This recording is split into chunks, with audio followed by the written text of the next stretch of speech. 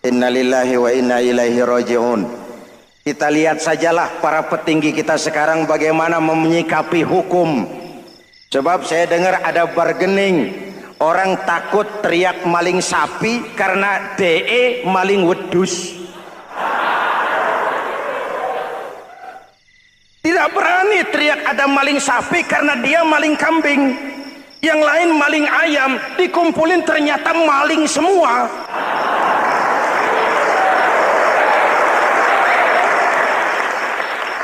Muhammadin wa ala alihi wa sahbihi ajma'in, amma ba'du. Hadirin hadirat ma'asyiral muslimin yang saya cintai, ada sebuah cerita pendek. Seorang pengendara sepeda motor ditangkap oleh Pak polisi, lalu diperiksa. Ini motor siapa? Pinjam Pak. Helm? Pinjam. SIM? Pinjam. Kata Pak polisi, tidak boleh begini. Marah yang naik sepeda motor. Pak polisi bagaimana? Kok tidak boleh? Yang punya saja bilang boleh.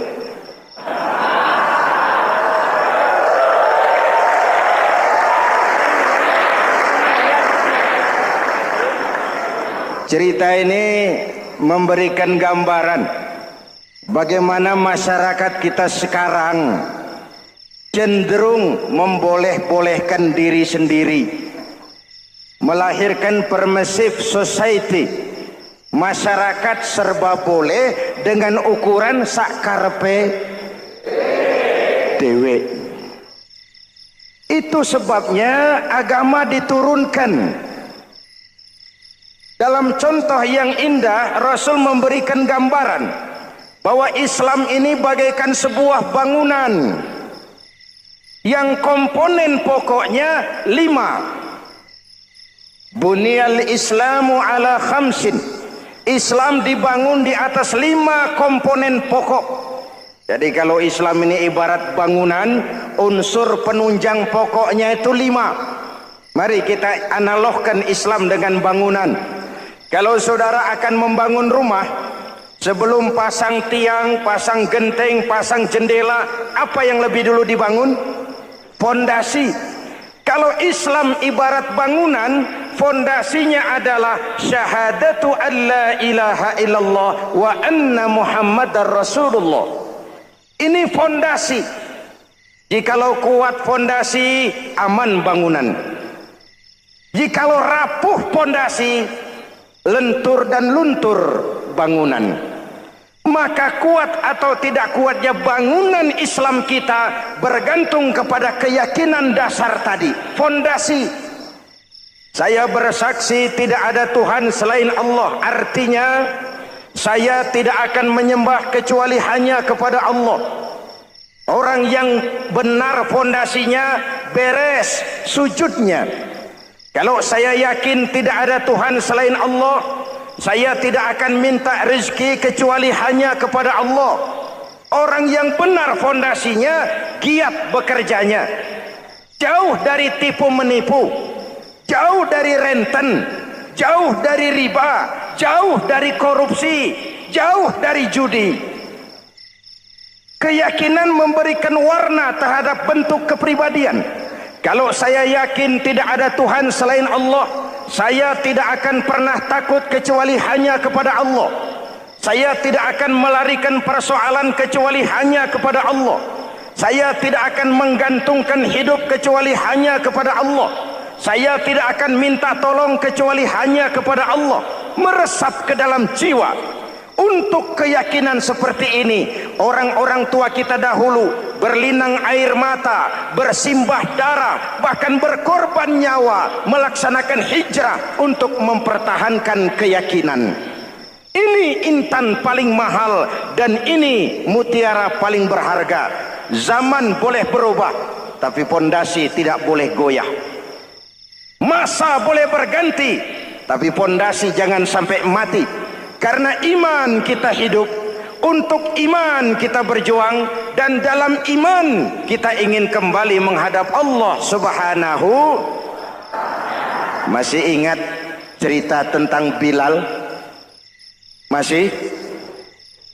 Mengulang kaji saja. Bilal itu budak sahaya.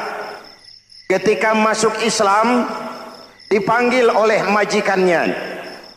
Bilal, iya bos. Saya dengar kamu masuk Islam ya? Iya bos. Kok berani-beraninya kamu masuk Islam? Memangnya kamu budak siapa Bilal? Ya budak bos. Bos. Kamu kerja sama siapa? Sama bos. Bos. Yang gaji kamu siapa? Ya bos. Nah, kamu kan ngerti Bilal. Kamu budak saya, kamu kerja dengan saya, yang gaji kamu saya, yang beri makan saya. Kenapa? Kok beraninya masuk Islam padahal kamu belum saya kasih izin? Bos, bos boleh beli badan saya, tapi jangan mimpi bisa membeli jiwa saya. Tuhan boleh kuasai badan saya, tapi jangan mimpi bisa menguasai keyakinan saya. Saya memang benar Tuhan yang gaji, tapi kan saya digaji, saya kerja. Kerja itu kewajiban saya, gaji itu hak saya. Soal keyakinan, jangan ikut campur bos. Kurang ajar kamu Bilal. Biarin. Bilal, begini saja. Kalau kau mau meninggalkan keyakinanmu, meninggalkan Allah Tuhanmu, kau akan kami merdekakan. Tapi kalau kau tetap dalam keyakinanmu, kamu akan saya siksa sampai mati. Bagaimana? Jangan mimpi, bos. Lebih baik mati berkalang tanah daripada hidup bercermin bangkai. Biar saya gugur membela keyakinan daripada hidup jadi penjilat menjual akidah. Itu prinsip.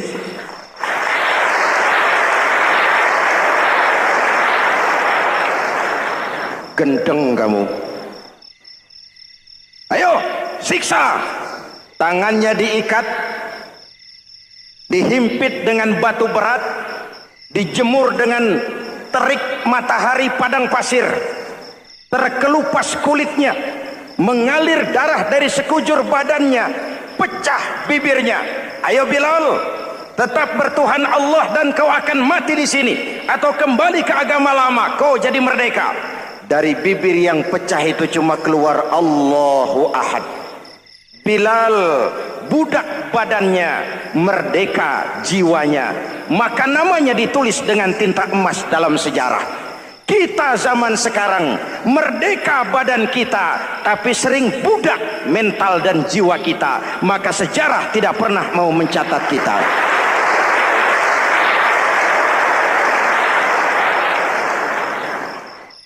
Ma'asyiral muslimin yang saya cintai, fondasi sudah. Lalu apa lagi? Mulai memancangkan tiang.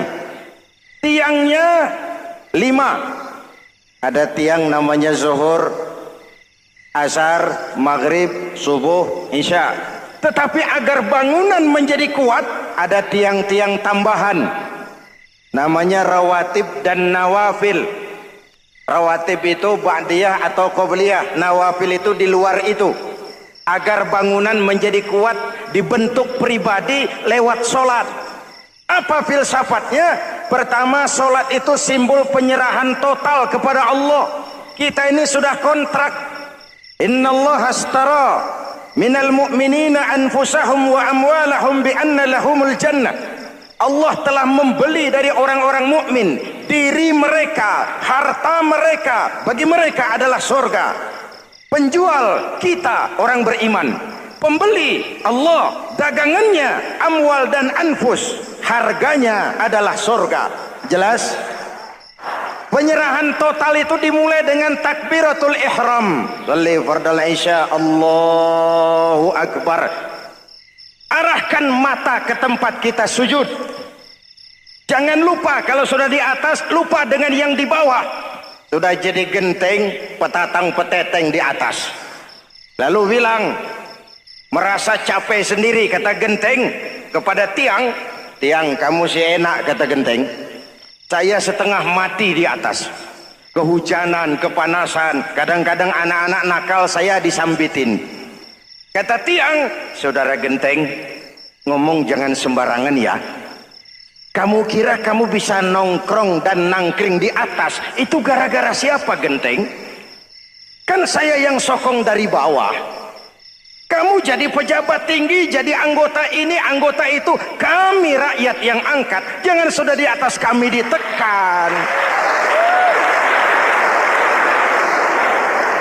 Jangan agama dijadikan topeng untuk kepentingan pribadi. Berpolitik untuk kepentingan agama, ayo, tapi menjual agama untuk kepentingan politik, itu yang merusak agama.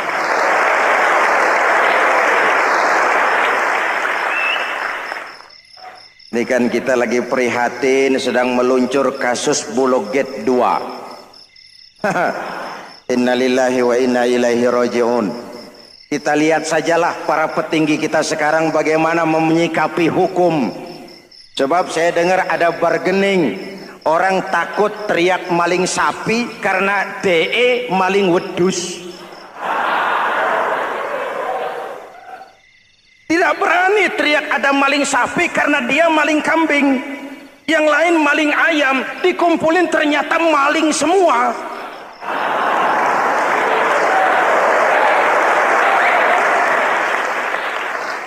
Hadirin yang saya hormati, ini melukai rasa keadilan. Oleh karena itu sholat mengajarkan kepada kita, dalam posisi berdiri, lihat tempat sujudmu, jangan menteleng terus ke atas lalu lupa dari mana kita berangkat.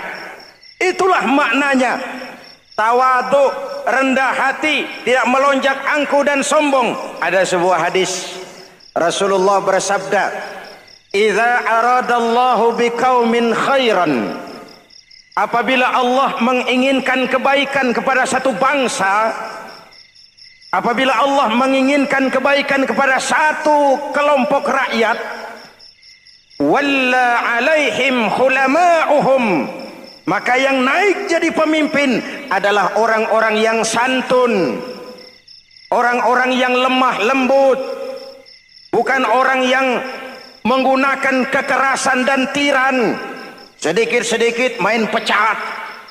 Itu terlambat lahir. Mestinya lahir di zaman Hitler, mestinya lahir di zaman Benito Mussolini, atau kalau mau lebih klasik lagi di zaman Fir'aun. Kalau Allah menginginkan kebaikan kepada satu masyarakat, satu bangsa, satu negara, naiklah orang-orang yang santun, yang ngayomi, yang menjadi solusi dan jalan keluar untuk kepentingan rakyatnya, mampu memberikan keteladanan.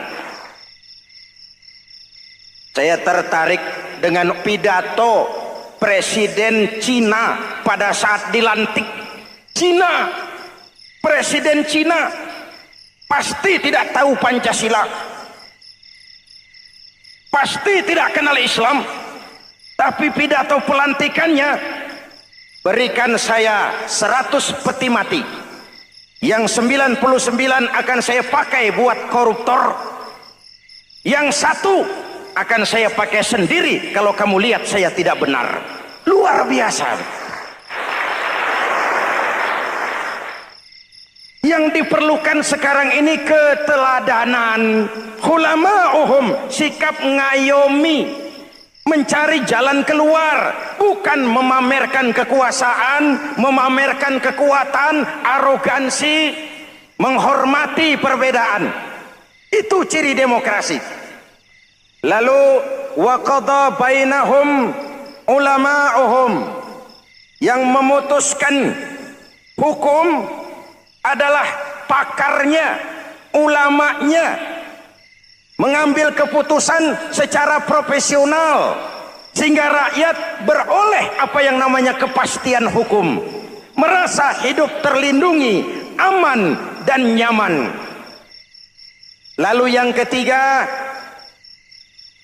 wa ja'alal mala fi askhiyaihim, peredaran harta pergerakan ekonomi berada di tangan orang-orang yang pemurah, yang tidak mau kaya sendiri, tidak mau senyum di atas penderitaan orang lain, menari di atas bangkai saudaranya.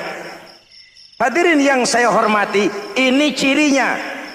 Tapi sebaliknya kata Nabi, wa idza aradallahu biqaumin syarran, apabila Allah menghendaki kejelekan, keburukan bagi satu bangsa, walla alaihim sufahauhum, yang naik jadi pemimpin orang-orang durjana, orang-orang kurang ajar, tapi dipoles dengan topeng yang bagus. Hei, hei, ini musim topeng. Musim apa? Topeng. Topeng itu apa perlunya? Menyembunyikan wajah asli.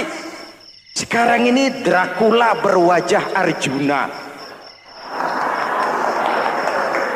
Ini musim topeng. Kita rakyat harus hati-hati dan punya filter, mampu memilah dan memilih. Walla alaihim sufahauhum wa qada bainahum juhaluhum, yang memutuskan hukum, yang mengambil keputusan orang-orang bodoh. Wa ja'alal mala fi bukhalaihim, peredaran harta, peredaran ekonomi jatuh di tangan orang-orang yang bakhil, yang tidak punya konsep menciptakan kemakmuran yang merata bagi seluruh rakyat Indonesia.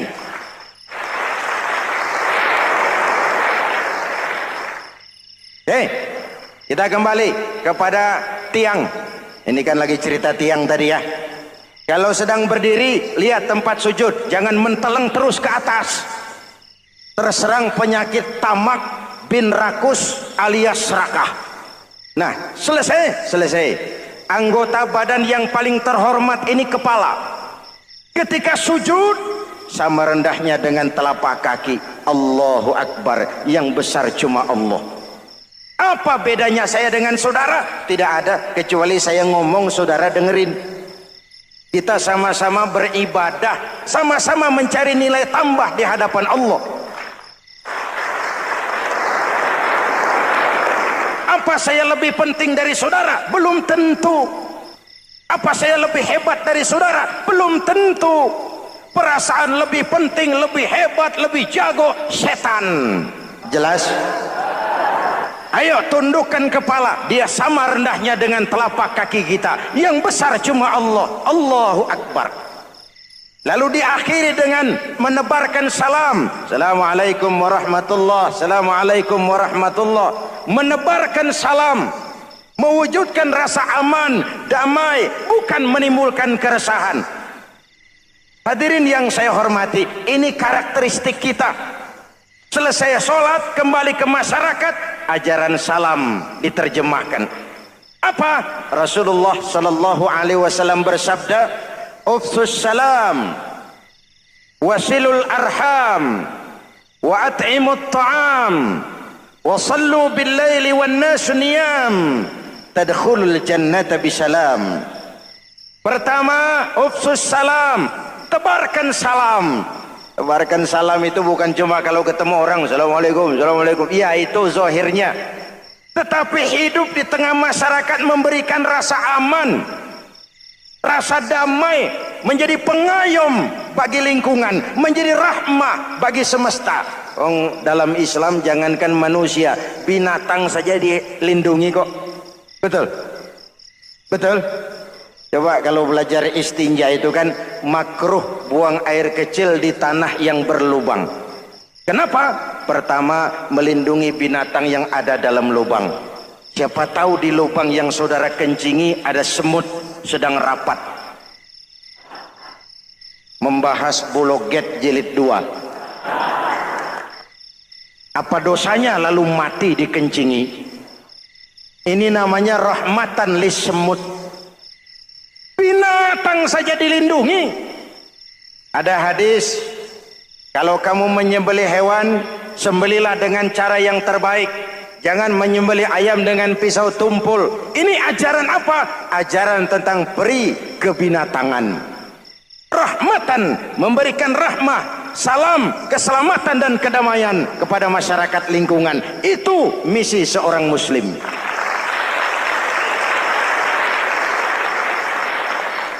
Hadirin hadirat ma'asyiral muslimin yang saya cintai, saya kembali kepada pesan Nabi tadi itu.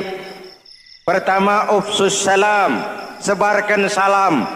Sekarang ini kan yang banyak sebarkan isu, sebarkan fitnah, hancurkan nama baik orang, hantam orang di mana-mana. Padahal yang diajarkan ufsus salam, sebarkan perdamaian, bukan permusuhan.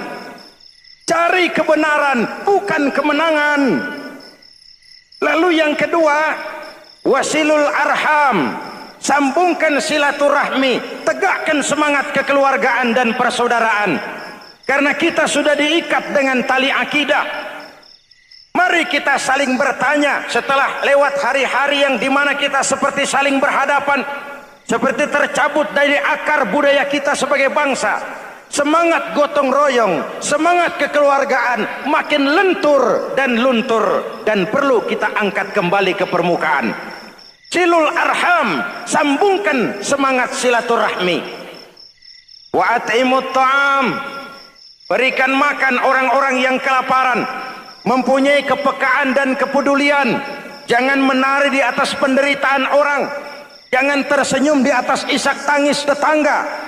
At'imut ta'am, mempunyai kepedulian yang tinggi. Wa sallu bil laili wan nasu niyam, bangunlah di keheningan malam ketika orang sedang tidur. Istilah saya, kalau mau telepon Allah, jangan lupa nomor teleponnya, 44342, jumlahnya 17. Zuhur, asar, maghrib, isya, subuh, 44342. Jangan ragu-ragu, kalau angka cukup telepon sambung, kalau angka kurang hati-hati salah sambung. Pak, mau sambung yang lebih cepat bagaimana? Bisa, selain nomor itu coba pakai sambungan langsung jarak jauh, namanya SLJJ. Kapan? Tengah malam. Kenapa tengah malam? Lebih murah. Lebih murah. Saluran kosong, telepon jarang yang pakai, orang banyak tidur. Wa minal laili fatahajjad bihi nafilatan lak asa ayyab'atsaka rabbuka maqaman mahmuda. Nun di keheningan malam, bangun. Seperti bapak-bapak, ibu-ibu sering bangun tengah malam ya Bu? Ya. Ngapain? Kalau bangun tengah malamnya sih saya percaya, cuma urusannya apa? Kira bangun tengah malam mau tahajud, malaikat sudah mau nulis, cuma buang air kecil, tidur lagi. Hampir salah tulis saya.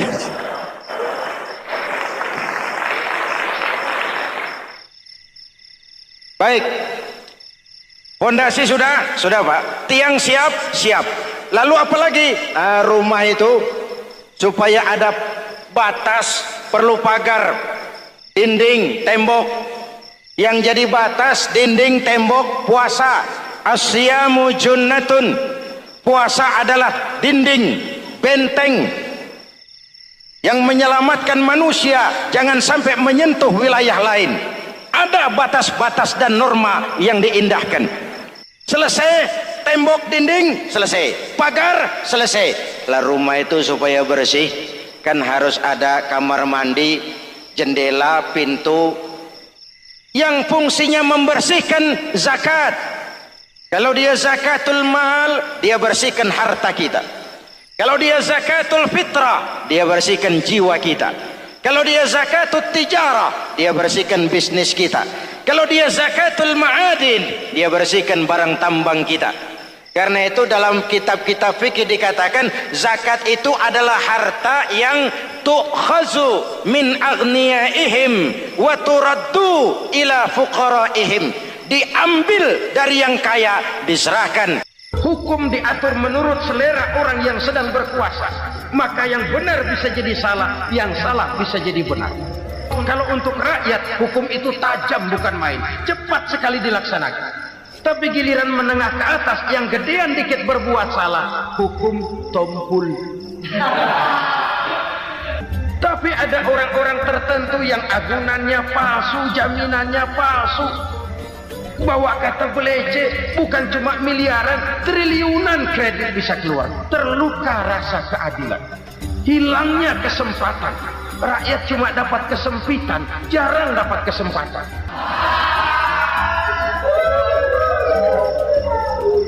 Penjara-penjara berdasi kepala botak yang menguras uang rakyat habis-habisan, enak saja melenggang dalam kehidupan ini. Makin terluka rasa keadilan rakyat. Wa ma hakamu bighairi ma anzalallah illa fasha fihimul faqru. Kalau hukum yang diterapkan sudah menyimpang dari keadilan yang diajarkan Allah, bertebaranlah kemiskinan di mana-mana. Assalamualaikum warahmatullahi wabarakatuh.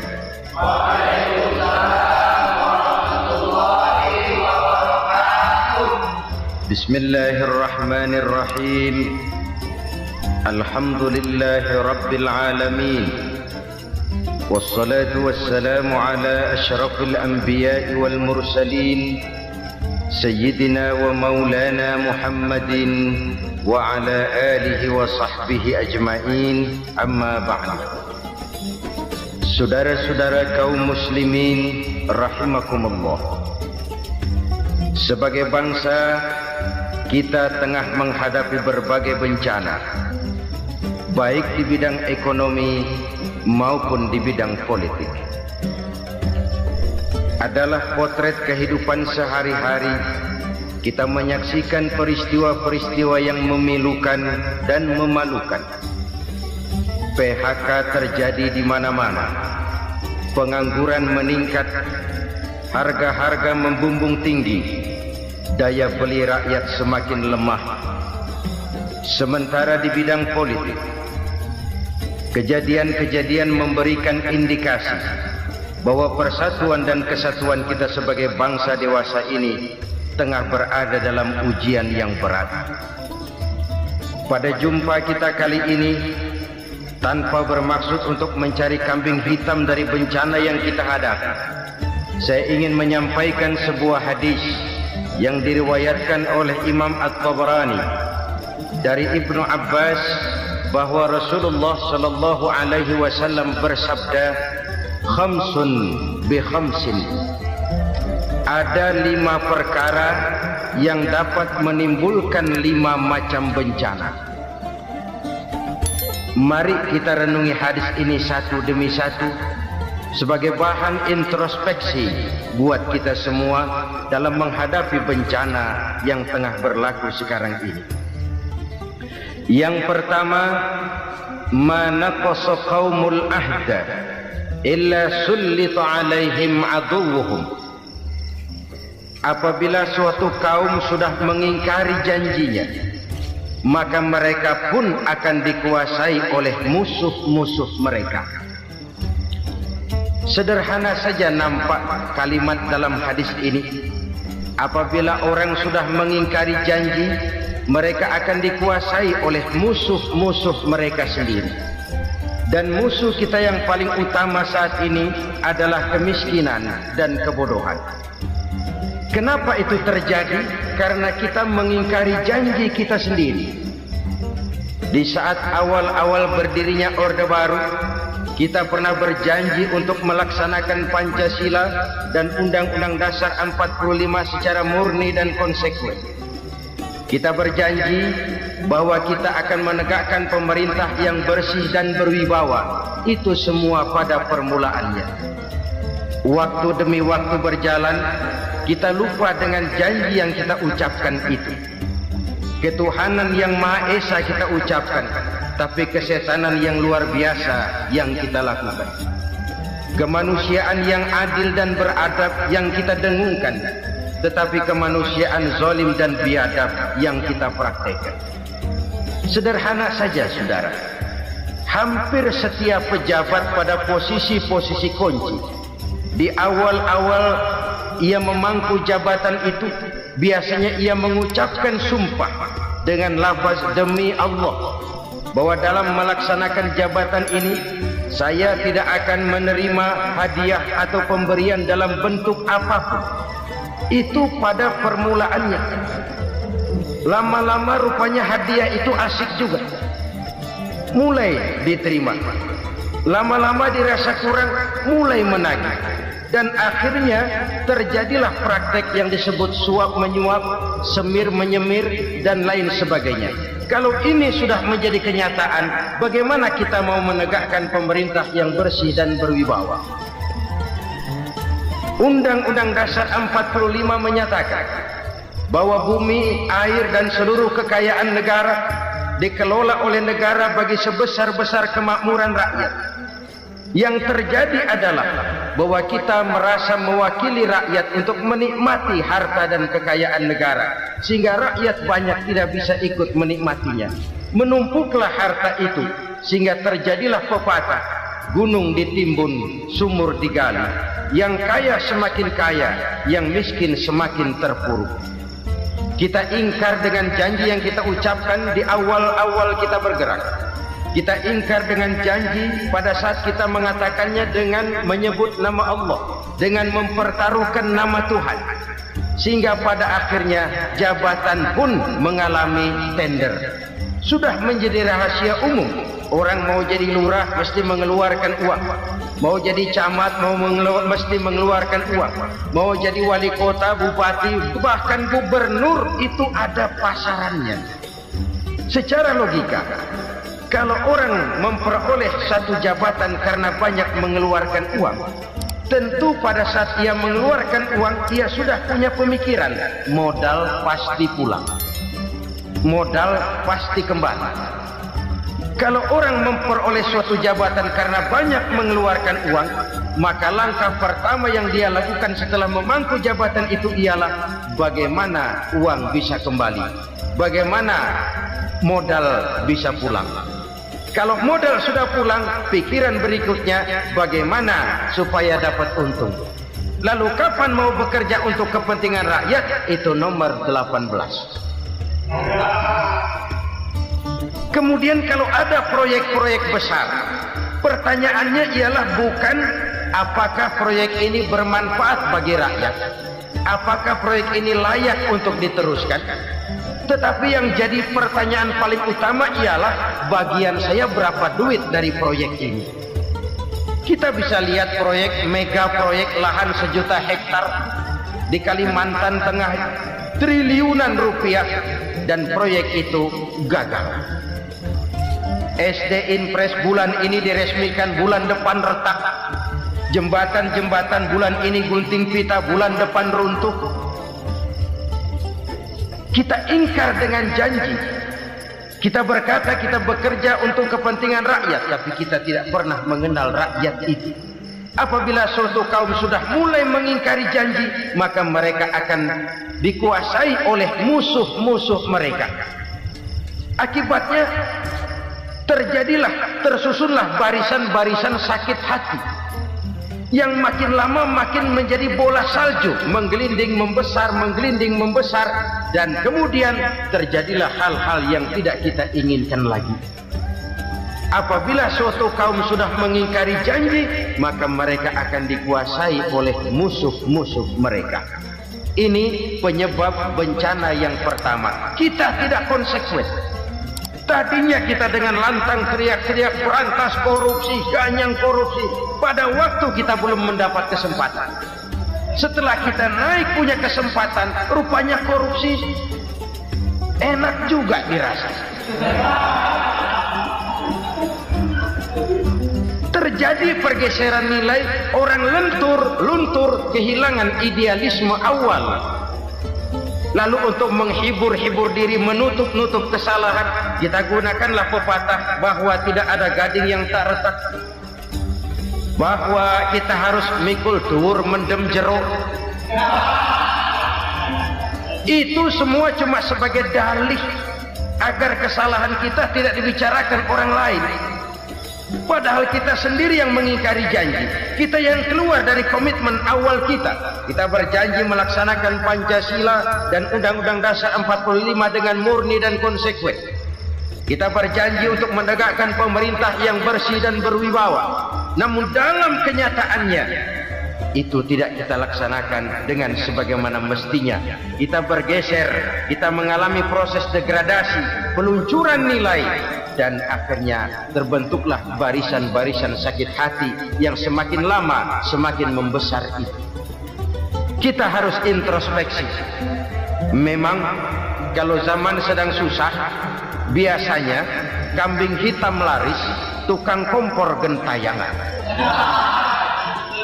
Itu dari dulu selalu mencari kambing hitam. Karena itu kita tidak bicara orang, kita tidak bicara siapa yang salah, kita bicara sistem, dan sistem itu bisa mengena siapa saja. Kalau orang sudah mulai mengingkari janji, bergeser dari komitmen awal, itu sudah mulai ya mengalami proses peluncuran, proses degradasi. Ini penyebab yang pertama. Kita tidak lagi konsekuen bahwa bumi, air, sumber daya alam adalah milik negara, dikuasai oleh negara, digunakan bagi sebesar-besar kemakmuran rakyat. Ternyata rakyat yang makmur itu tidak merupakan gambaran yang menyeluruh dari rakyat kita. Undang-undang dasar kita menganut ekonomi kekeluargaan, tapi yang kita praktekkan adalah ekonomi keluarga. Kalau bukan keluarga nggak dapat proyek. Kalau bukan keluarga nggak dapat macam-macam. Kekeluargaan kita rubah menjadi keluarga. Timbullah penyakit nepotisme. Kita bergeser, kita ingkari janji, dan kita anggap kita atasnamakan rakyat. Rakyat cuma sekedar jadi adres, rakyat cuma sekedar jadi alamat, tetapi kehidupan mereka tidak banyak berubah dan tidak banyak terangkat. Kaum muslimin rahimakumullah, ini penyakit yang pertama, penyebab bencana yang pertama. Yang kedua, kata Nabi, wa ma hakamu bighairi ma anzalallah. Apabila hukum yang diterapkan sudah tidak lagi bersumber dari hukum Allah, illa fasha fihimul faqr, maka akan bertebaranlah kemiskinan di mana-mana. Ini artinya apa? Apabila hukum tinggal sebuah stempel, apabila hukum sudah diatur menurut kepentingan, apabila hukum sudah tidak lagi ditegakkan secara adil, maka kemiskinan merambah di mana-mana. Hukum diatur menurut selera orang yang sedang berkuasa, maka yang benar bisa jadi salah, yang salah bisa jadi benar. Hukum dalam kenyataan hidup berlaku seperti pisau. Pisau itu kan saudara lihat, yang namanya pisau dimanapun itu tajamnya ke bawah, ke atas tumpul. Kalau hukum itu kalau untuk rakyat, hukum itu tajam bukan main, cepat sekali dilaksanakan. Tapi giliran menengah ke atas yang gedean dikit berbuat salah, hukum tumpul. Hukum pura-pura tidak dengar, akibatnya terluka rasa keadilan rakyat. Satu kasus rakyat diam, dua kasus rakyat diam, tiga kasus rakyat diam, kasus terakumulasi di hati rakyat, luka rasa keadilan, dan itu menjadi sumber bencana. Penjarahan kita tidak setuju itu, tapi kita harus melihat kausalnya. Itu kan tidak berdiri sendiri, itu kan karena terlukanya rasa keadilan rakyat melihat kesempatan ini tidak merata. Kalau rakyat ini yang ngajukan kredit ke bank, walaupun jumlahnya cuma jutaan, ratusan ribu, susahnya 17 setan. Tapi ada orang-orang tertentu yang agunannya palsu, jaminannya palsu, bawa kata belece, bukan cuma miliaran, triliunan kredit bisa keluar. Terluka rasa keadilan, hilangnya kesempatan, rakyat cuma dapat kesempitan, jarang dapat kesempatan. Dari lukanya rasa keadilan ini, memang ya entah lipstik, entah basa-basi, dibentuklah tim ini, dibentuklah badan pengawas ini, dibentuklah tim ini.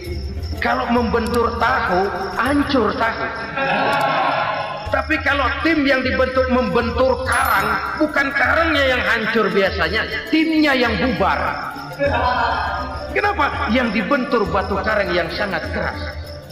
Kita main-main dengan hukum, kita tidak konsekuen dengan hukum, luka rasa keadilan, dan itu terakumulasi. Edi Tamsil, rakyat tahu, terakumulasi, menguap begitu saja. Kasus-kasus lain rakyat tahu, menguap begitu saja. Ketidakadilan terakumulasi, mengendap di hati rakyat, menunggu ledakan. Pada saat sumbu meledak, rakyat tidak bisa dibendung lagi. Oke, kita tidak setuju dengan penjarahan, tapi jangan melihat itu sebagai peristiwa yang berdiri sendiri. Kenapa itu terjadi? Kausalnya kenapa? Oke, kita tidak setuju memang, tapi yang dijarah oleh rakyat kan memang cuma untuk perut. Yang dijarahkan beras, yang dijarahkan televisi, yang dijarahkan kulkas yang masih bisa dihitung, yang memang real untuk kebutuhan rakyat. Penjara-penjara berdasi kepala botak yang menguras uang rakyat habis-habisan, enak saja melenggang dalam kehidupan ini. Makin terluka rasa keadilan rakyat. Apabila hukum yang diterapkan sudah menyimpang dari keadilan yang diajarkan Allah, fasyafihimul fakru, bertebaranlah kemiskinan. Aneh, memalukan, memilukan. Sebuah negara agraris yang katanya pulaunya hijau royo-royo, gemari palau jenawi toto tentem kertora harjo, yang tahun 93 pernah mendapat penghargaan dari FAO, Badan Pangan Sedunia, sebagai negara yang berhasil dalam swasembada pangan. Sekarang ini kita terpaksa betul beli beras dari Vietnam, beli beras ke Kamboja, beli kedelai dari Kamboja. Kenapa? Lahan sawah kita habis ditanami pabrik. Teknologi kita, teknologi loncatan yang non-applied, tidak terpakai oleh kita. Lantas lahan yang tidak bisa kita tanami, kita paksakan lahan-lahan gambut menjadi tanah pertanian yang subur dengan biaya triliunan, dan kita gagal. Kita cari jarum dan kapak hilang. Kita mau jadi negara industri dengan loncatan teknologi yang maju, kita lupakan pola pijak kita sebagai negara agraris, dan akhirnya kita kecolongan. Lihatlah dewasa ini, rakyat kita antri sembako di mana-mana. Di sebuah negara agraris, ketidakadilan melahirkan kemiskinan, kemiskinan moral dan kemiskinan material. Kemiskinan moral, rakyat nggak percaya lagi sama pejabat. Rakyat mengalami krisis figur. Orang, alah lu ngomong dah sama ember.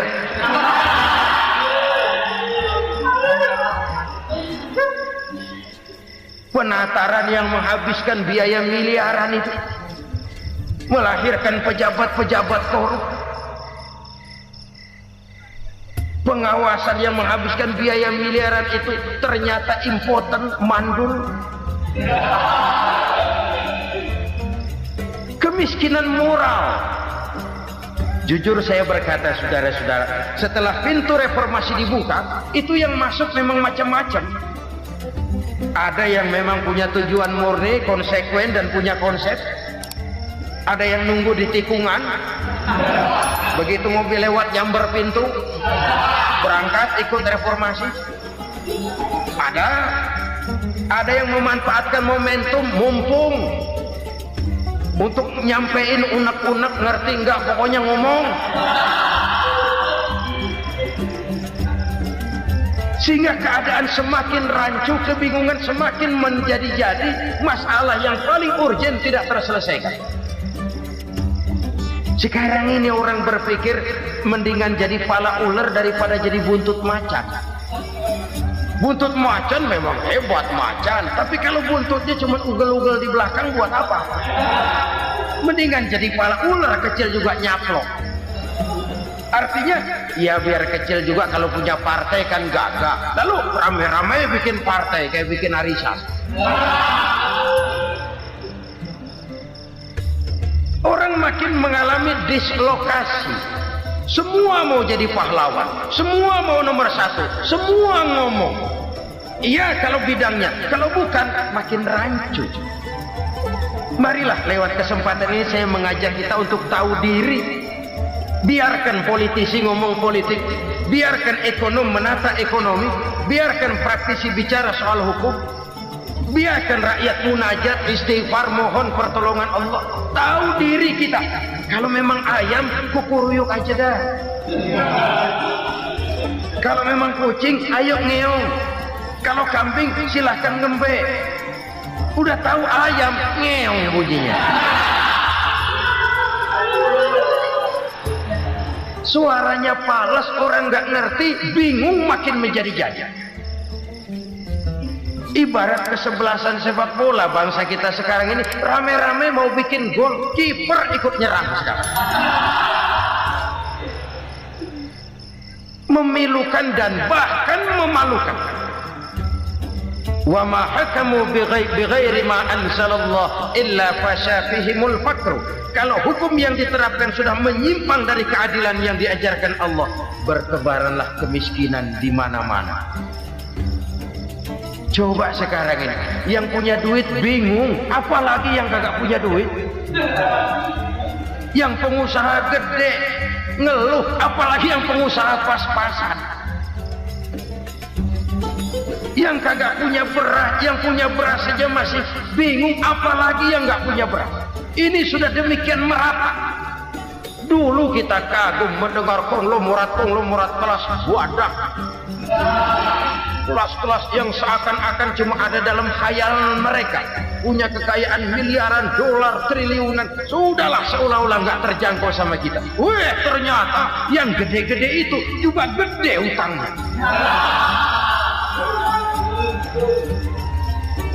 Dan rontok satu demi satu. Ternyata rakyat selama ini cuma dialamatkan, cuma dijadikan adres. Rakyat yang tidak banyak ngerti persoalan ini harus menanggung hidup ini begini berat, harus menanggung beban hidup ini begini tinggi. Daya beli semakin lemah, semakin terpuruk dan terpuruk, sedang keadaan belum juga banyak berubah. Yang hutang sama luar negeri itu kan bukan rakyat kecil, Ciano. Yang banyak nyimpen dolar juga kan Ciano. Rakyat kecil bocah kampung mah jangankan nyimpen dolar, ngelihat juga tumben. Kemana kita mesti bercermin? Sekali lagi saya mengatakan maaf, kita tidak bermaksud mencari kambing hitam. Karena itu kita tidak bicara orang, kita bicara sistem, kita bicara keadaan. Beginilah yang dikatakan Nabi, penyebab timbulnya bencana, hukum yang ditegakkan tidak lagi berorientasi kepada keadilan, tapi berorientasi kepada kepentingan. Akhirnya bentuk hukum seperti pisau, tajam ke bawah, tumpul ke atas. Hukum cuma buat rakyat kecil, tetapi kelompok menengah ke atas kadang-kadang kebal dari perlakuan hukum. Maka bertebaranlah kemiskinan. Iya, kemiskinan moral berupa lukanya rasa keadilan. Kalau rasa keadilan terluka, orang kan nunggu kesempatan, saudara. Iya, dia nggak bisa ngomong. Iya, dia nggak sanggup action. Iya, dia nggak bisa tunjuk rasa, tapi hatinya kan kapan ada kesempatan, kapan ada waktu, tunggu. Hatinya mesti begitu. Sehingga begitu ada kesempatan, terjadilah hal-hal yang tidak terhindarkan. Dan itu ekses, bukan reformasi. Jangan seperti sebuah dialog saya dengan seorang abang beca. Saya bertanya, bang, ya, abang tahu nggak reformasi? Tahu. Ustaz, apa? Pembakaran. Terus penjarahan, lalu perkosaan. Itu referensi. Itu yang saya lihat. Itu yang dia lihat. Saya tentu tidak menyalahkan abang beca kita, karena memang itu yang dia lihat dan sejauh itu wawasannya. Tapi ini indikasi bahwa banyak rakyat kita yang belum bisa menggunakan kebebasan secara bertanggung jawab. Padahal kebebasan tanpa tanggung jawab tirani. Sebuah contoh gampang-gampangan. Saya beli radio, saya setel di kamar saya, lalu saya bilang, ini radio gue. Yang beli gue, pakai duit gue setel di kamar gue, sekeras-kerasnya, gak ada urusan sama orang lain. Itu kata saya. Tetapi tetangga saya sebelah rumah kan boleh juga ngomong begitu. Kata tetangga saya, ini mata gue, yang ngantuk gue tidur di kamar gue, kenapa suara radio lu nyampe kemari? Artinya apa ini? Kebebasan saya nyetel radio dibatasi oleh kebebasan tetangga saya yang mau tidur. Tidak ada kebebasan mutlak. Kebebasan mutlak tanpa tanggung jawab kembali akan melahirkan tirani, kembali akan melahirkan pemaksaan kehendak. Dan itu lagi-lagi bukan demokrasi. Saudara-saudara kaum muslimin rahimakumullah. Ini penyakit yang kedua, lukanya rasa keadilan, terutama di kalangan rakyat kecil. Itu mengendap menjadi akumulasi dan menunggu giliran kapan bisa dimuntahkan. Dengan kata lain, rakyat itu banyak banget makan yang perutnya jadi enak, nyelam. Kapan nunggu muntahnya? Udah begini banyak akumulasi yang mereka pendam di perut ini, sehingga ketika terjadi kesempatan itu sudah tidak terkendalikan lagi. Kita out of control. Saya tidak mentolerir sikap-sikap kekerasan. Bahkan saya lebih cenderung bahwa kalau di rumah kita banyak tikusnya saja racuni, jangan rumah dibakar. Bahwa ada korupsi, ya, ada kolusi, memang ada nepotisme, tentu. Tetapi tikusnya saja racuni, jangan rumah dibakar. Masa mau ngusir tikus bakar rumah? Tikusnya lari, tikusnya selamat, rumahnya ewes-ewes.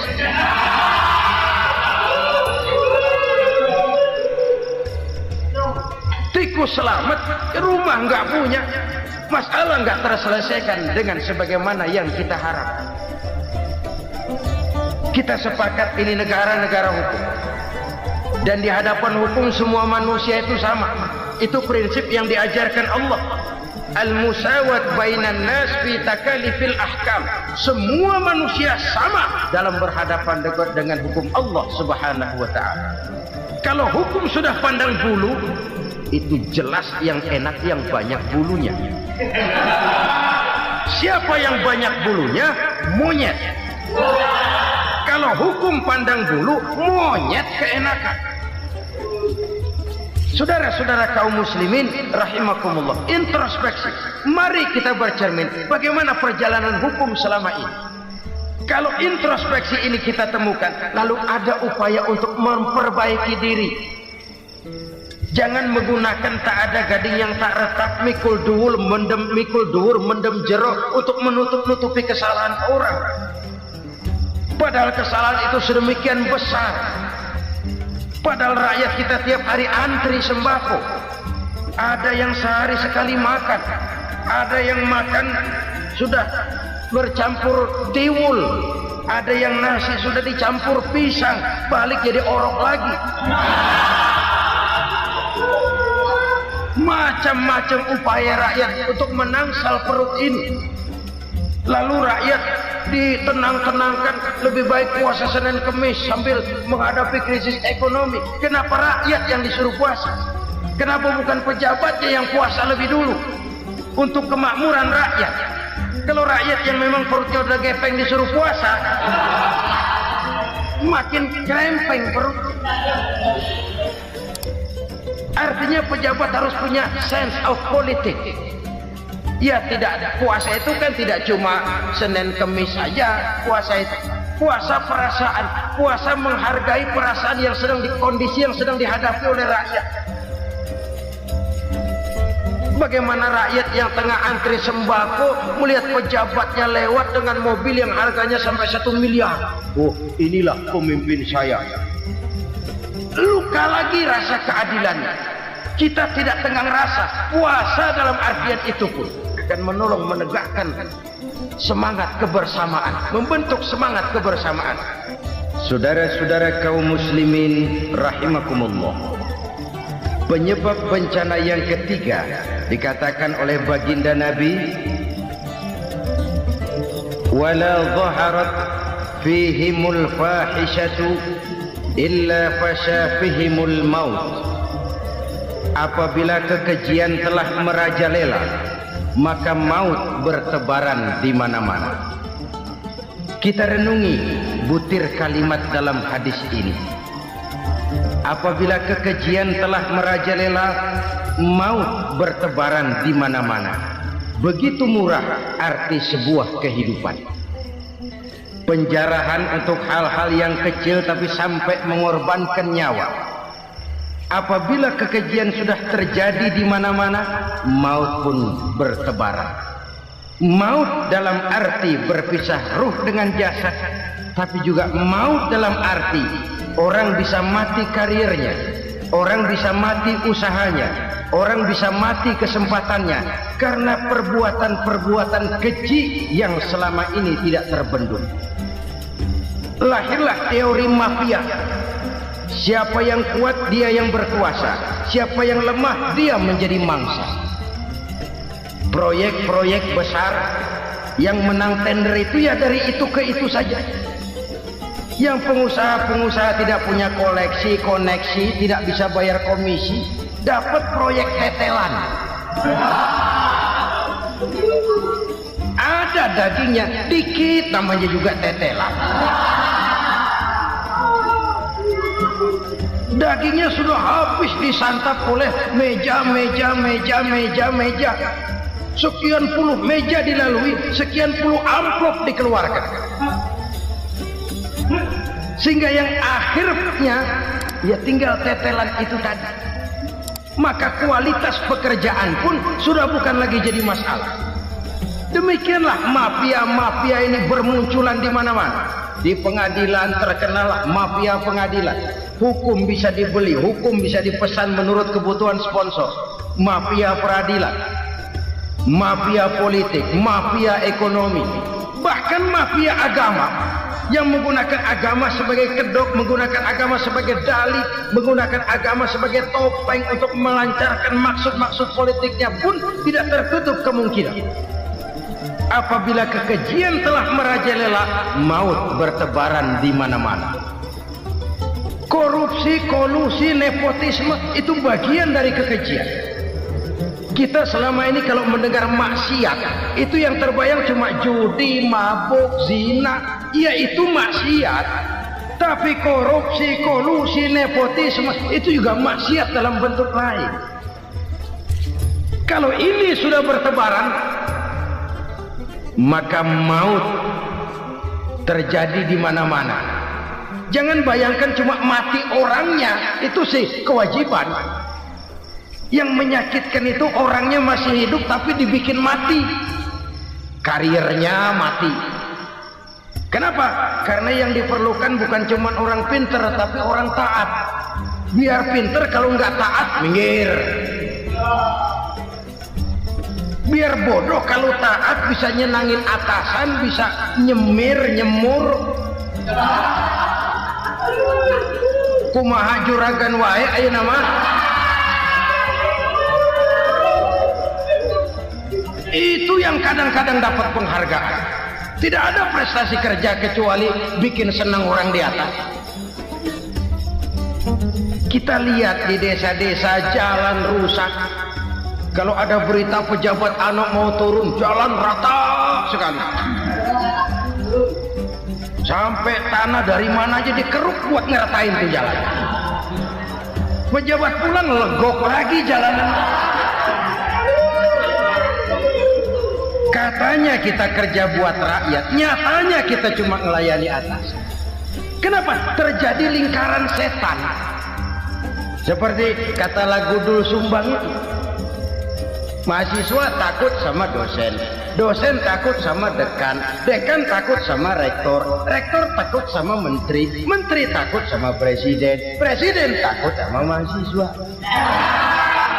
Lah muter balik lagi, lingkaran setan, lingkaran setan. Saudara-saudara kaum muslimin rahimakumullah, kekejian yang merajalela, praktek-praktek mafia yang tertuang dalam kehidupan sehari-hari menyebabkan orang mati karirnya, jasad masih hidup, karir mati, itu menyakitkan. Mati bisnisnya. Rakyat kecil pernah senang ketika cengkeh booming, harganya bagus, rakyat banyak yang pergi haji. Lalu mau ditata, lahir tata niaga cengkeh, malah amburadul.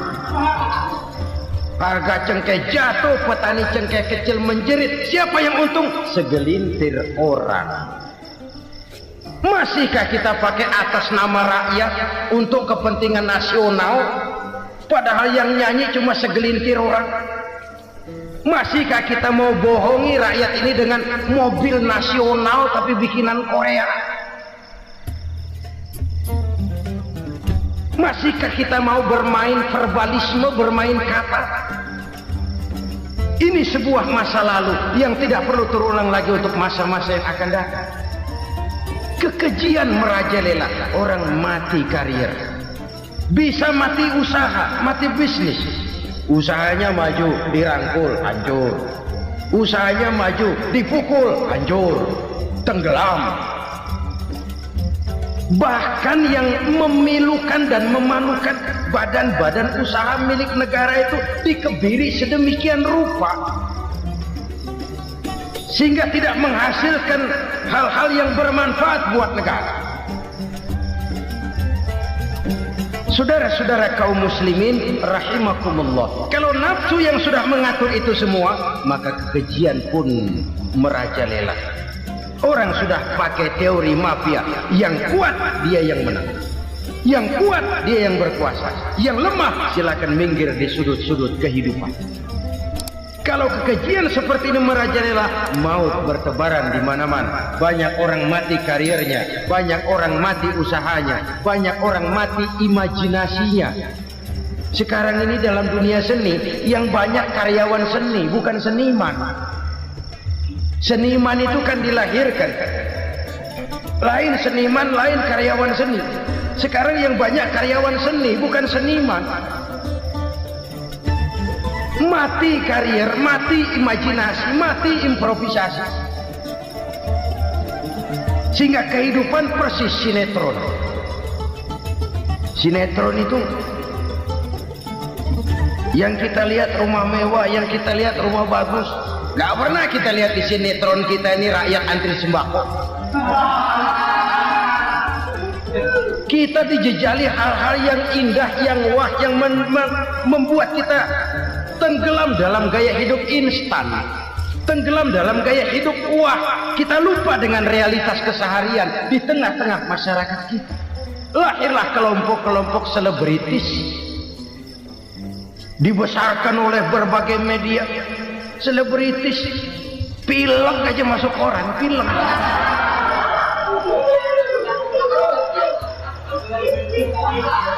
Rakyat yang pingsan antri beras nggak masuk koran.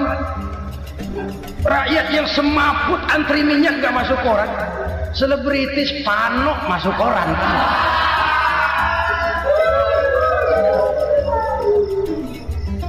Kita besarkan hal-hal kecil, kita kecilkan hal-hal besar. Kenapa? Kita mengejar oplah, kita profit oriented, tidak lagi berorientasi kepada realitas hidup yang kita hadapi ini. Kalau kekejian sudah merajalela, kata Nabi, maka maut bertebaran di mana-mana. Maut dalam artian maut, coba lihat sekarang begitu murah nyawanya. Karena 1000 perak orang mau nusuk bunuh. Karena beras seliter orang khilaf. Begitu murah kehidupan. Tapi kekejian dalam bentuk korupsi, kolusi, nepotisme, kekejian dalam bentuk itu mematikan karier, mematikan bisnis, mematikan imajinasi, mematikan kreativitas. Itu juga maut dalam bentuk lain akibat kekejaman lain. Ini penyebab yang ketiga. Yang keempat, penyebab bencana menurut baginda Rasul, wala tuffiful mikyala illa muni'un nabat. Apabila timbangan sudah dicurangi, maka tercegahlah tumbuh-tumbuhan. Apabila timbangan sudah mulai curang, maka terjadilah musim paceklik. Apabila bisnis sudah bergaya mafia tadi itu, kecurangan-kecurangan terjadi, tender di balik pintu, yang dimenangkan cuma kelompok-kelompok yang bisa memberikan presentasi yang besar, muni'un nabat, terjadilah paceklik. Paceklik, panen gagal, wereng, ya wereng, kemarau panjang, it's okay, air sulit, iya. Tetapi kan semua itu ada yang ngatur. Kemarau ada yang ngatur, belalang itu ada yang ngatur, air itu juga ada yang ngatur. Yang ngatur itu yang serba maha. Kalau ia murka melihat kecurangan timbangan, Allah itu kalau murka kan gampang saja, tinggal komandoin belalang, lang, hancurin tuh sawah. Konvoy belalang, konvoy. Allah tinggal ngutik. Angin El Nino mampir lo ke Indonesia, hujan nggak turun-turun, kemarau panjang. Jadi kalau musim kemarau kan namanya anginnya El Nino. Kalau musim hujan anginnya namanya La Nina. Cakep namanya, kejem orangnya. Saudara lihat Cina sekarang sedang kena La Nina, banjir besar, ribuan orang meninggal. Dia mah ribuan mati kagak berasa, rakyatnya miliaran. Bangladesh lagi ngalami La Nina, India lagi ngalami La Nina. Angin, hujan, kemarau, belalang itu kan ada yang ngendaliin. Kuncinya bukan di belalangnya, kuncinya bukan di peredaran matahari berputar, kuncinya di atas yang mengatur semua itu. Kalau timbangan sudah mulai curang, pengusaha sudah nggak mau jujur, apa enggak bikin perut jadi mual. Begitu rakyat antri sembako pingsan nggak dapat beras, sementara beras ditumpuk-tumpuk sampai membusuk. Kemana hati nuraninya? Kemana akal pikirannya? Kemana mereka yang berbuat atas nama rakyat tapi melihat rakyat susah tidak tergerak hatinya? Saudara-saudara kaum muslimin rahimakumullah, sekian dulu jumpa kita kali ini. Mudah-mudahan yang saya sampaikan dari hadis riwayat Imam Tabrani ini menjadi bahan introspeksi buat kita semua. Tidak akan seorang muslim jatuh 2 kali di tempat yang sama. Semua merupakan pelajaran untuk kita jadikan introspeksi guna menata hari esok yang lebih baik daripada hari ini. Reformasi harus terus berlanjut, tidak bisa dan tidak perlu dikendalikan, tapi harus tetap dengan landasan akhlakul karimah sesuai dengan budaya kita sebagai bangsa. Terima kasih atas perhatian saudara, mohon maaf atas segala kekurangan. Jumpa lagi lain kesempatan insyaallah.